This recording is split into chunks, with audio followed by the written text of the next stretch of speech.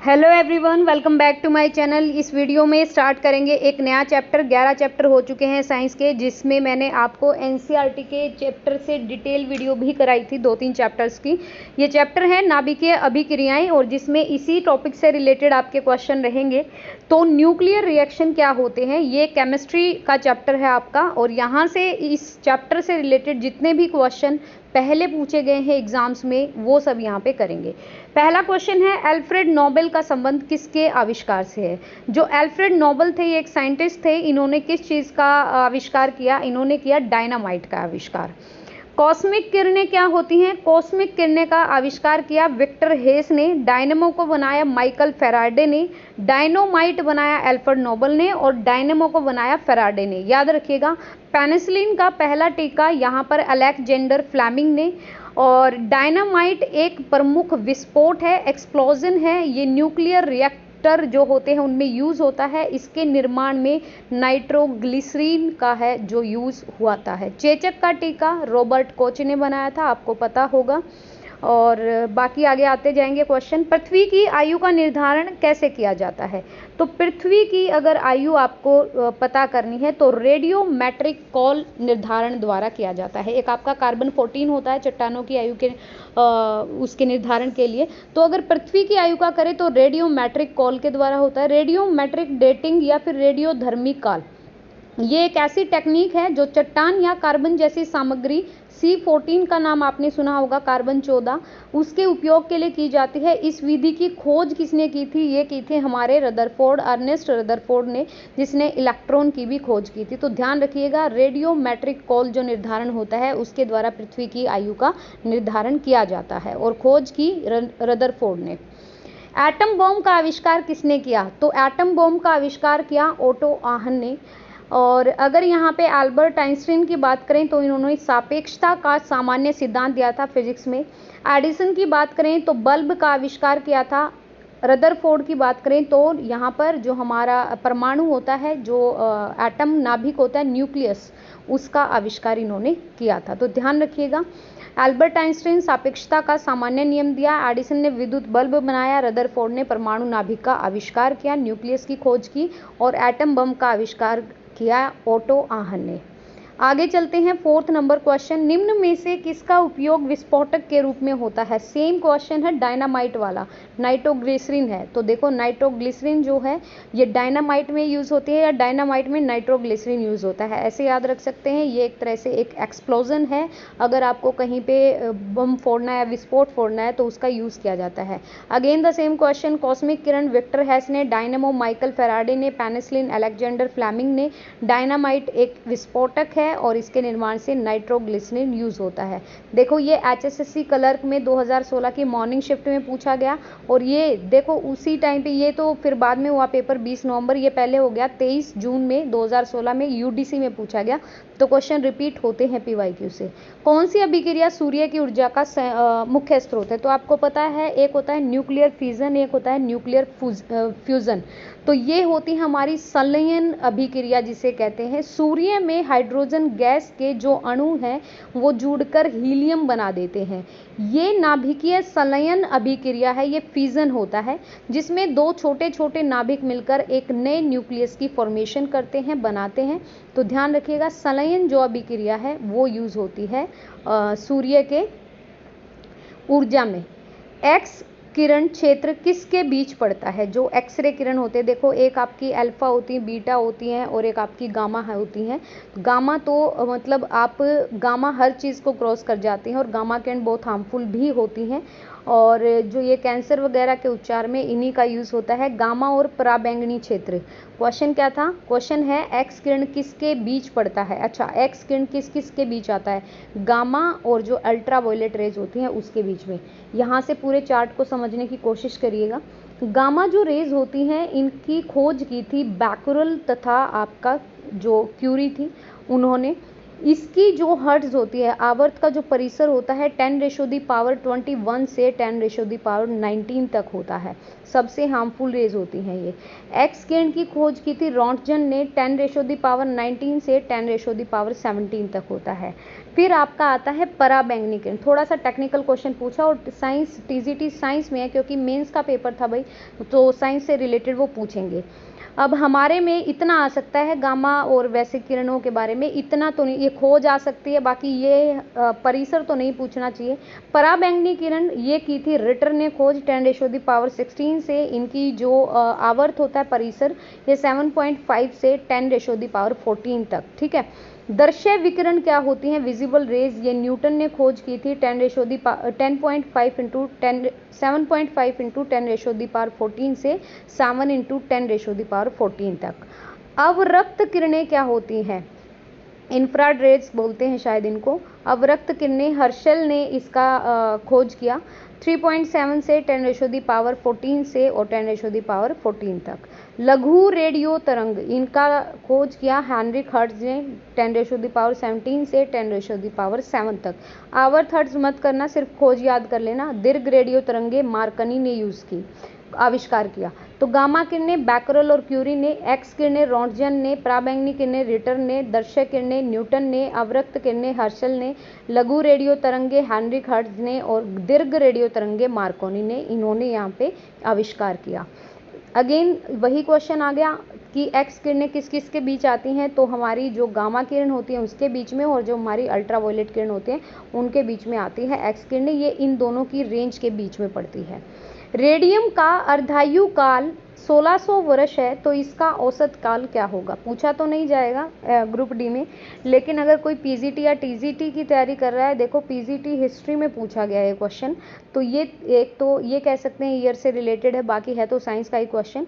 तो अगर यहाँ पर अर्धायु 16 दे रखी है, अर्धायु मतलब आपका हाफ लाइफ दे रखी है, तो ये फॉर्मूला लगता है भाई T1/2, फिर यहाँ पर log लगेगा, यहाँ पे फॉर्मूला लगा रखा है 2/λ।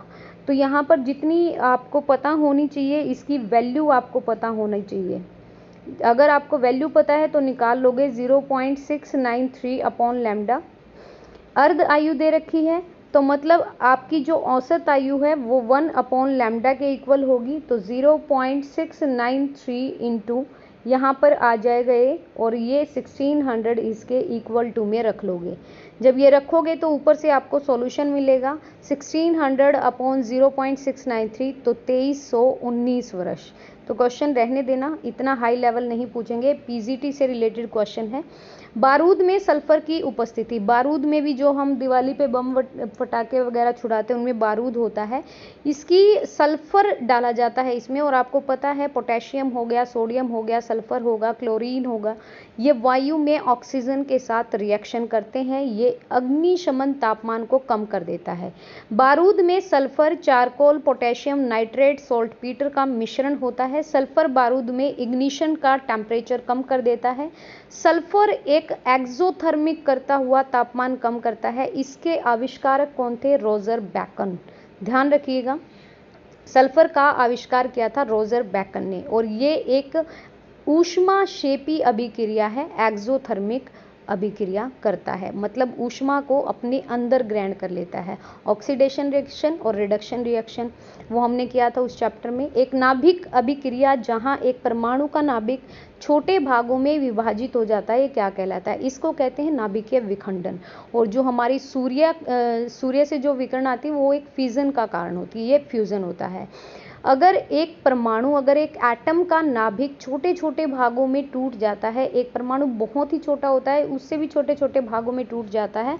Atom is the smallest molecule ever, अभी तक का सबसे छोटा मॉलिक्यूल नहीं कहूँगी मैं, atom is the smallest element, मतलब एलिमेंट भी नहीं, atom is the smallest unit, सबसे छोटी इकाई होती है एटम, एटम से मिलकर मॉलिक्यूल बनता है। तो परमाणु बम जो होते हैं वो नाभिकीय रिएक्टर जैसे यंत्र नाभिकीय विखंडन सिद्धांत पर कार्य करते हैं। परमाणु अपशिष्टों से उत्पन्न होने वाले उच्च ऊर्जा विकिरण के कारण क्या हो सकता है, परमाणु अपशिष्ट मतलब जो भी हम न्यूक्लियर रेडियो एक्टिविटी करते हैं, इनसे जो भी अपशिष्ट निकलते हैं, ऑब्वियसली वो डिकम्पोज तो होते नहीं हैं, उनसे जो भी ऊर्जा विकिरण निकलेंगे वो एक हाई रेजिस्टेंसी के होंगे, तो उनसे क्या होता है, उनसे लैकेमिया हो सकता है आपका। वास्तव में ल्यूकेमिया या लैकेमिया बोल दो, ल्यूकेमिया विकिरण से होता है, और ये जो रोग है ये सीधा हमारे हमारे ब्लड को इफेक्ट करता है, ये याद रखिएगा। प्राकृतिक विघटन नाभिक तत्व का परमाणु क्रमांक क्या होता है? प्राकृतिक विघटन नाभिक का परमाणु क्रमांक होगा 82 से ज़्यादा। परमाणु क्रमांक के आधार पर पीरियोडिक टेबल को किसने विस्तार रूप से किया था? मोज़ले ने किया था, ये आपको पता होना चाहिए।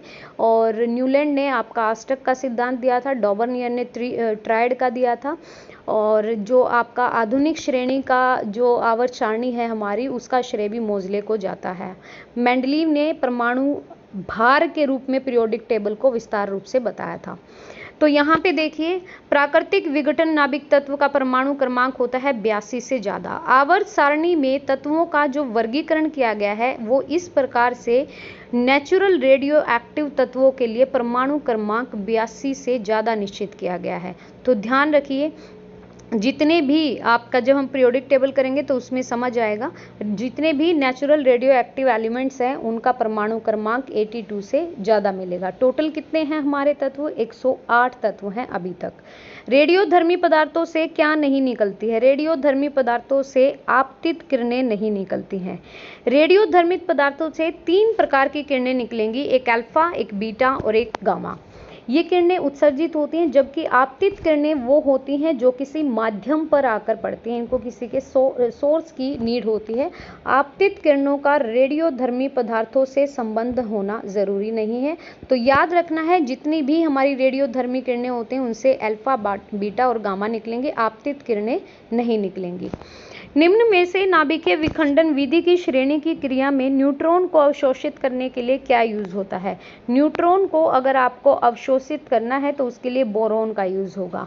नाभिकीय ईंधन में आपका यूरेनियम 235 और यूरेनियम 233 ईंधन के रूप में यूज किया जाता है। हमारे अगर न्यूक्लियर प्लांट है तो उनमें जो भी ईंधन बनाया जाता है तो उनके लिए यूरेनियम 235 और यूरेनियम 233 ईंधन का यूज होता है।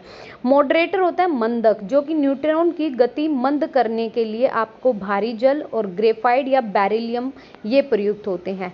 कंट्रोल रोड्स क्या होती हैं? नियंत्रित छड़, ये न्यूट्रॉन की क्या करते हैं? न्यूट्रॉन की संख्या पर नियंत्रण पाते हैं। और बोरोन कैडमियम की छड़ों का यूज किया जाता है, ध्यान रखिएगा, जो न्यूट्रॉन का क्या कर देती है? अवशोषण कर देती है, अपने अंदर ग्रहण कर लेती है। हिरोशिमा जो कि जापान का एक शहर है, जो हमारा द्वितीय विश्व युद्ध जब चल रहा था, प्रथम हमारा 1914 में हुआ था और दूसरा हमारा 1945 में हुआ था। हर कोई अपने आप को सर्वशक्तिमान दिखाने के लिए वर्ल्ड लेवल पर वर्ल्ड वॉर हुआ था। 1945 में जब यूएसए ने जापान पे बम गिराए थे तो यहाँ पर क्या हुआ था, एक बम गिरा था 6 अगस्त 1945 और दूसरा गिरा था 9 अगस्त 1945, एक लिटिल बॉय और एक फैट बॉय। द्वितीय विश्व युद्ध के समय अमेरिका ने युद्ध के निर्णायक क्षणों में जापान के 2 शहर हिरोशिमा और नागासाकी को अपने परमाणु धमाकों से दहला दिया। अभी नहीं डाल सकता कोई भी किसी भी कंट्री पर ऐसे बम। इस परमाणु हमले ने जापान को घुटने टेकने पर मजबूर कर दिया। 6 अगस्त 1945 को जापानी शहर हिरोशिमा पर द लिटिल बॉय नाम का एक परमाणु बम गिराया और फिर 9 अगस्त 1945 को दूसरे शहर नागासाकी पर द फैट मैन का एक दूसरा परमाणु हमला किया गया। अब इससे जो रेडियोधर्मिता की जो किरणें निकलेंगे, जो विकिरण निकलेंगे, वो वहाँ पे सब कुछ नष्ट कर देंगे। आज तक भी ये है कि भाई 1945 और अभी ये लगा लो कि 100 साल पूरे हो जाएंगे 2045 में, वहाँ पर बहुत ही ज़्यादा प्रभावित किया लोगों को और हर कोई मतलब बॉडी से लैक हो गया, कमी हो गई, उसमें डिसेबल हो गया किसी न किसी तरीके से। पहला रासायनिक विस्फोटक बारूद किसका मिश्रण है? पहला रासायनिक विस्फोटक जो बारूद है उसमें सल्फर, चारकोल कह सकते हो, काट कोयला, पोटेशियम और नाइट्रेट, सारी ही बहुत ही एक्सट्रीम रिएक्टिव ये हमारी वो होती हैं, एलिमेंट्स होते हैं, तत्व होते हैं। बारूद में सल्फर, चारकोल और पोटेशियम नाइट्रेट सॉल्टपीटर का मिश्रण मिलाया जाता है। सल्फर बारूद में उसका इग्निशन टेम्परेचर कम करता है। सल्फर एक एक्सोथर्मिक रिएक्शन है और तापमान कम करता है। इसके आविष्कार हैं रॉजर बेकन। निम्न में से कौन सा आइसोटोप परमाणु ऊर्जा के उत्पादन में यूज किया जाता है? अभी हम पढ़ के आए नाभिकीय ईंधन में यूरेनियम 235 और यूरेनियम 233 ईंधन के रूप में यूज होता है। मॉडरेटर जो होता है वो न्यूट्रॉन की गति मंद करने के लिए भारी जल, जिसे हम carbon dioxide, CO2, graphite, beryllium आदि प्रयुक्त होते हैं। नियंत्रक छड़ एक कंट्रोल रोड होती है जो न्यूट्रॉन की संख्या को नियंत्रण पाने के लिए बोरॉन और कैडमियम की बनी होती है जो न्यूट्रॉन का अवशोषण करती है। परमाणु रिएक्टर में इस्तेमाल किया जाने वाला यूरेनियम का एक आइसोटोप कौन सा है, समस्थानिक कौन सा है? ये यूरेनियम 235 और यूरेनियम 233। सेम एक्सप्लेनेशन है तो दोबारा नहीं कर रहे हैं। एक्सरे की खोज किसने की? तो आपकी एक्सरे की खोज की है रोंटगन ने। गामा किरणों की बैकरल और क्यूरी ने की है। थॉमसन हमारे ये इलेक्ट्रॉन, अच्छा वो रदरफोर्ड का गलती से हो गया, उन्होंने न्यूक्लियस की खोज की थी, न्यूक्लियस की रदरफोर्ड ने। इलेक्ट्रॉन की खोज की थी आपकी थॉमसन ने, और कैनाल रे की खोज की थी आपकी गोल्डस्टीन ने, ठीक है। और न्यूट्रॉन की खोज की थी आपकी चैडविक ने। तो ध्यान रखिए, न्यूक्लियस की थी रदरफोर्ड ने, न्यूट्रॉन की थी चैडविक ने, और इलेक्ट्रॉन की थी जे थॉमसन ने, और कैनाल रे की थी आपकी गोल्डस्टीन ने। बारूद का आविष्कार किसने किया? तो रोजर बेकन ने किया। ये वही क्वेश्चन है, यहाँ से पढ़ लेते हैं। बारूद का आविष्कार रोजर बेकन ने। डॉक्टर CV रमन, ये एक महान भारतीय भौतिकविद केमिस्ट्री के ये अच्छे स्कॉलर रहे। 1930 में इनको नोबेल प्राइज मिला। प्रकाश के प्रकीर्णन में नया अध्याय जोड़ा गया और इसे रमन इफेक्ट नाम से जाना गया। परमाणु रिएक्टरों में ग्रेफाइट का यूज़, ग्रेफाइट वही जो हमारी पेंसिल में एक निब के तौर पे यूज़ होता है, ये एक मंदक होता है। इसको कैसे यूज़ किया जाता है? मंदक का यूज़ होता है न्यूट्रॉन की गति को कम करने के लिए। भारी जल और ग्रेफाइट बेरिलियम यूज़ होते हैं। छड़ हमारी कैडमियम और बोरॉन की बनी होती है, बोरॉन की। और नाभिकीय ईंधन में यूरेनियम 235 और यूरेनियम 233 का यूज़ होता है। अच्छा चलिए, ये आपका नेक्स्ट है चैप्टर, तो इसको करेंगे बाद में, क्योंकि एक चैप्टर आपको कंप्लीट हो जाएगा। और अगर कर ही लेते हैं, इसमें 12 ही क्वेश्चन है तो मैं करा देती हूँ। कार्बनिक पदार्थ और इसकी पॉलीमराइजेशन। मादक पेय पदार्थ सामान्यतः किससे बने होते हैं? मादक पदार्थों में एथेनॉल का यूज़ होता है। एथेनॉल ये अल्कोहल के समूह का है। औद्योगिक स्तर पर इसे शीरा के फर्मेंटेशन के लिए यूज़ होती है। फर्मेंटेशन से ही शराब बनती है। इसका प्रयोग आप शराब में, परफ्यूम में, पॉलिश में, पारदर्शक जो ट्रांसपेरेंसी साबुन आदि बनाने में एथेनॉल का यूज़ करते हैं। फलों को कृत्रिम तरीके से पकाने के लिए किस चीज़ का यूज़ होता है? एसिटिलीन का यूज़ होता है, जिसका फॉर्मूला है केमिकल C2H2। सर्वप्रथम इसे अमेरिका के वैज्ञानिक विल्सन ने बनाया और यह कपूर बनाने में यूज़ होता है। ल्यूसोसाइट आपकी विषैली गैस में यूज़ होता है। इसे कैल्शियम कार्बाइड पर जल की अभिक्रिया द्वारा बनाया जाता है। मतलब आपकी कैल्शियम ClCO3 जो वो तो कैल्शियम कार्बोनेट हो गया। ClC3 जो हमारा कैल्शियम कार्बाइड होता है उस पर जल की अभिक्रिया की जाती है, तब बनता है एसिटिलीन। याद रखिएगा, साइंटिस्ट थे विल्सन। थर्मोकोल किसने बनाया? थर्मोकोल किससे बनाया जाता है? ये पॉलिस्ट्रीन से बनाया जाता है। वास्तव में थर्मोकोल का दूसरा नाम ही क्या है? पॉलिस्ट्रीन। ये एक स्टाइरिन है, C6H5CH डबल बॉन्ड CH2। ये एक बहुलीकरण पॉलीमराइजेशन से बनाया जाता है। विद्युत रोधी जितने भी मतलब विद्युत रोधी होंगे उसके रूप में, जैसे खिलौने हो गए, रेडियो हो गए, टीवी हो गया, कैबिनेट, कंधों को बनाने में पॉलिस्ट्रीन का यूज़ किया जाता है। क्रॉस लिंक्ड पॉलीमर का उदाहरण क्या है? क्रॉस लिंक्ड पॉलीमर का उदाहरण है बेकेलाइट। ये क्या होता है? ये भी पीजीटी सोशियोलॉजी का क्वेश्चन है। Cross linked and network polymer, in polymer में एक मोनोमर होता है जो एक अन्य एकक से जुड़े होते हैं, मतलब इसमें 3D जाल का निर्माण करते हैं। ये पॉलीमर काफ़ी मजबूत होते हैं, कठोर होते हैं। जैसे उदाहरण हो गया बेकेलाइट हो गया, ग्लाइपटल हो गया, मेलामाइन हो गया, फॉर्मेल्डिहाइड हो गया, पॉलीमर हो गया। तो क्रॉस लिंक्ड पॉलीमर एक बेकेलाइट का उदाहरण है, ये ध्यान रखिए। कठोर होते हैं, ऑब्वियसली आर्टिफिशियल है। वल्लकीकरण क्या होता है? वल्लकीकरण जिससे कि हमें रबड़ मिलती है, प्राकृतिक जो रबड़ होती है, ये ठोस हो जाते हैं और एक आकार में हो जाते हैं, लेकिन इसको हम फ्लक्चुएट कर सकते हैं, तोड़ मोड़ सकते हैं। सल्फर से अभिक्रिया की जाती है, सल्फर के साथ गर्म करते हुए, और इसको कठोर बनाया जाता है। प्राकृतिक रबर को सल्फर के साथ मिलाने पर इसको जो हम गर्म करेंगे तो वल्लनीकरण कहलाएगा। इसके बाद रबर का एक आकार मिल जाता है। क्वेश्चन इंपॉर्टेंट है, ध्यान रखिएगा। मीथेन CH4 डैश के आकार का होता है। तो मीथेन जो CH4 होता है ये होता है टेट्राहेड्रल, चतुष्फलक होते हैं इसमें। CH4 कार्बन हाइड्रोजन के आपके 4 मॉलिक्यूल होते हैं। ठीक है। आगे निम्न में से कौन सी गैस सिगरेट लाइटरों में यूज़ होती है? ब्यूटेन जो है वो सिगरेट लाइटरों में यूज़ होती है। जो आपका एलपीजी सिलेंडर है उस पर क्या हो जाता है, एलपीजी सिलेंडर में क्या होता है, म्यूथेन होता है, प्रोपेन होता है, ब्यूटेन होता है, और उसमें गंधक के लिए गैस मिलाई जाती है, क्या मर्सेप्टेंस कुछ ऐसा था। और जो हमारी भोपाल गैस त्रासदी हुई थी उसमें मिथाइल आइसोसाइनाइड की वजह से रिसा हुआ था, जब मतलब एक बड़े लेवल पर त्रासदी हो गई थी भोपाल में। ब्यूटेन एक रसोई गैस में इस्तेमाल की जाती है, ये डिओड्रेंट में भी यूज़ होती है और सिगरेट के लाइटर में भी यूज़ होती है ब्यूटेन। कृत्रिम रूप से फलों को पकाने के लिए again the same question, acetylene होता है। प्राकृतिक रबर बहुलक है आइसोप्रीन का। और देखो प्राकृतिक रबर का ये केमिकल फॉर्मूला C5H8, मतलब यहाँ पे 2 मिथाइल क्या है, अर्थात मिथाइल 1,3 ब्यूटाइन का बहुलक होता है C5H8। यह एक थर्मोप्लास्टिक है और प्राकृतिक रबर काफ़ी मुलायम होता है जिससे कार्बन मिलाकर कठोर बना दिया जाता है।